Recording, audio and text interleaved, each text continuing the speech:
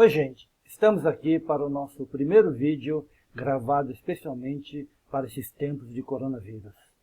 Estamos entrando na nossa terceira semana de aulas presenciais, quando fomos pegos pela ordem de isolamento, quando todos vocês tiveram que ir embora para suas casas ou ficar nas suas repúblicas. Enfim, as aulas presenciais foram suspensas.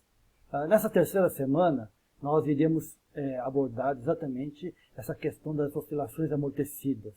E para que vocês não fiquem, todo esse tempo que vai vir pela frente de isolamento, resolvemos gravar em vídeo exatamente a aula que nós daríamos nessa terceira semana para que vocês possam estudar em casa. Lembrando sempre que nós estamos iniciando um período longo de isolamento. Não esperem nada com menos de 2 meses de duração desse isolamento. Então vamos lá, a nossa videoaula de hoje. Bom, iniciado do nosso exercício. Um pêndulo simples de massa m igual a 1,2 kg e comprimento L igual a 1,8 metros encontra-se preso ao teto de um elevador que sobe acelerado com aceleração A igual a 2,2 metros por segundo ao quadrado. Sabe-se que a força de resistência do ar que atua sobre o pêndulo é dada por F igual a menos 2,1 V em newtons. Veja que a força de resistência, então, é proporcional à velocidade com que o nosso corpo pendurado na corda está se movimentando, e esse sinal menos que aparece na frente é para deixar bem claro que essa força se opõe ao movimento.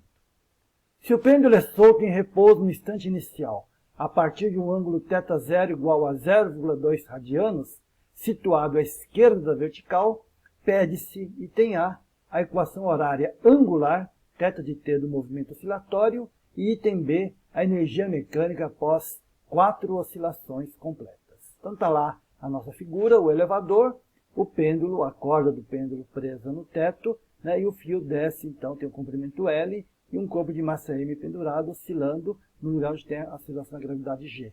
Notar que o ângulo θ de oscilação será bastante pequeno, pois θ0 no início já é bem pequeno, 0,12 radianos. Quais são os dados do problema? Foram dados ali a massa, o comprimento do fio, a aceleração do nosso elevador, a força de resistência do ar e o ângulo inicial com que o nosso corpo é solto. Então, esses são os dados do problema e vamos, então, iniciar a resolução. Item A pede para calcular a equação horária angular θ de t. Lembrar que nós estamos diante de um problema de oscilações amortecidas, onde sabemos já lá da teoria que a equação horária de uma oscilação amortecida é dada por x de t igual a elevado a menos gama t cosseno de ômega t mais um ângulo de fase inicial φ. Veja que aqui aparece o A de t, a amplitude da oscilação. Quando nós temos amortecimento, ele varia com o tempo. E quando a oscilação é amortecida, o coeficiente de a resistividade do meio é proporcional à velocidade, chegamos então que a amplitude A diminui exponencialmente com o tempo, ou seja, o A é igual a E elevado a menos gama de t. Onde nós temos que esse gama de t é nosso coeficiente de amortecimento, é igual a B sobre 2m, e o ômega, a frequência angular de oscilação, é a raiz quadrada de ômega 0 ao quadrado menos gama ao quadrado. Tudo isso foi visto na teoria. Lembrar bem aqui que nós temos o coeficiente de amortecimento gama, é igual a B sobre 2m, onde o B é aquele constante que aparecia na força e resistência do meio, é o coeficiente de resistividade do meio. E uma coisa muito importante também que deve se frisar é que a frequência de oscilação, no caso de um movimento amortecido, é diferente da frequência de oscilação do MHS que haveria caso não houvesse o atrito com o ar. O ômega é a frequência com amortecimento, e o ômega 0 que aparece lá na raiz quadrada, que é igual a raiz de G sobre L, é aquela frequência que o corpo teria na sua oscilação, caso não houvesse o atrito com o ar. Notem que a frequência ômega de oscilação com atrito é menor que a frequência ômega 0 sem o atrito. A diferença é aquele menos gama ao quadrado. Como o problema pede a equação horária angular, então nós temos que escrever o ângulo θ, que é descrevido pelo corpo quando oscila, como múltiplo igual a um θ0 elevado a menos gama t cosseno de ômega t mais o φ. Lembrando que o ângulo θ ele é um ângulo, a gente pode relacionar com o arco x de t, né? É o arco lá embaixo, né? Então x de t, que é o arco dividido pelo raio, né, da curvatura, é igual ao ângulo θ de t. O θ0 é a amplitude máxima A dividido pelo raio também L. Dessa forma, a equação horária angular, né, escrita da forma, né, de θ de t igual a θ0 elevado a menos gama t cosseno de ômega t mais um φ. Precisamos calcular, então, o θ0, o gama, o ômega e o φ. Né?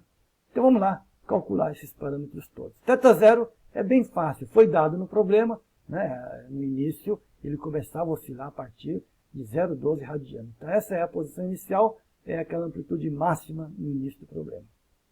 O gama é o coeficiente de amortecimento, é B sobre 2m, o B foi dado, 2m também foi dado, então o cálculo é bastante simples. O ômega, a frequência angular de oscilação, o ômega 0 é a raiz quadrada, como já dissemos, é a frequência de oscilação do MHS caso não houvesse o atrito. E o ômega 0, então, é a raiz de G asterisco sobre L. Epa, né? Nós temos aí um G asterisco. Né? O que é esse G asterisco? É a gravidade aparente que nós temos no problema.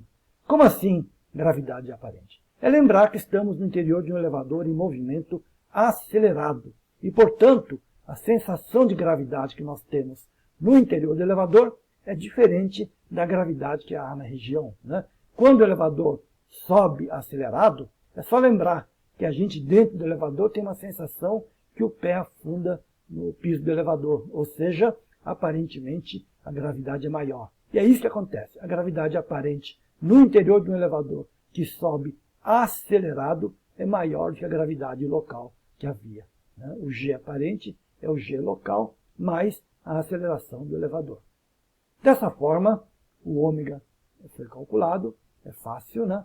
Podemos prosseguir no nosso cálculo, né? E aí foi dado o G, o A, o L, tudo é conhecido, né? O gama já foi obtido, então temos o ômega do nosso problema. A fase inicial do problema também é bastante simples, né? A fase inicial a gente usa sempre as condições iniciais do problema para fazer esse cálculo. E no instante inicial foi dado que a posição inicial do nosso corpo, né, no instante t igual a zero, a posição angular θ era igual a menos θ0. Era igual ao θ0, só que do lado esquerdo, ou seja, do lado negativo do eixo x. É só substituir na equação horária do movimento. O θ no instante t igual a zero é igual a θ0 cosseno de ômega vezes zero, porque o tempo é zero, mais o φ, fase inicial, e isso deve ser igual a menos θ0. Né? E aí, como ômega vezes zero é zero, então θ0 cosseno de φ vai ser igual a menos θ no instante inicial. Ora, concluímos, portanto, que cosseno de φ é igual a menos 1. Que ângulo é esse cujo cosseno dá menos 1? É o nosso ângulo φ igual a π, ou seja, a fase inicial do problema é π. Com isso, temos a equação horária angular do nosso problema. O θ vai ser, então, 0,12 elevado a menos 0,875t cosseno de 2,43t mais π. Isso tudo em metros. Pronto, o item A está calculado. No item B, o problema pede que a gente calcule a energia mecânica após 4 oscilações completas. Vimos, tanto no módulo 1 como depois, que a energia mecânica, né, de uma oscilação, no caso do MHS, era um meio de Ka ao quadrado, onde a amplitude era constante. Agora, quando nós temos o amortecimento, a oscilação continua. É de uma forma meio senoidal, só que a amplitude varia com o tempo. Então, a energia mecânica é meio de K, amplitude que varia com o tempo ao quadrado. Onde a amplitude, nós vimos lá nas telas anteriores, é igual a A elevado a menos gama t. Veja que quando a oscilação é amortecida, a amplitude vai diminuindo com o tempo, o atrito com o ar ele vai dissipando energia e, portanto, a energia mecânica da oscilação amortecida diminui com o tempo. Né? Lembrando que o A é θ0 vezes o raio, né? Temos então que a amplitude é θ0 vezes o raio L elevado a menos gama t. Né? E a constante elástica, né? A constante elástica da mola, né? No caso desse pêndulo, o K é m ômega ao quadrado, né? Onde o ômega, né, foi já calculado nos anteriores. Portanto, a energia mecânica é meio de K, o K é m ao quadrado, e o A ao quadrado é θ0 ao quadrado, L ao quadrado, elevado a menos 2 γt, porque é elevado a menos γt ao quadrado, é só multiplicar o expoente por 2. Está lá, então, né, o que nós temos que calcular. Como o problema pede para calcular a energia mecânica no instante em que 4 oscilações são completas, o instante t que nós devemos calcular é t igual a 4 vezes o período. E lembrando que o período é igual a 2π sobre ômega, então o instante t é igual a 8π sobre ômega. Pronto, é só substituir esse instante 8π sobre ômega na nossa equação horária de movimento e temos então a nossa energia mecânica do problema. Substituindo, é só calcular e chegamos então à nossa energia mecânica. Por hoje é só, gente, né? Obrigado e até a nossa próxima videoaula.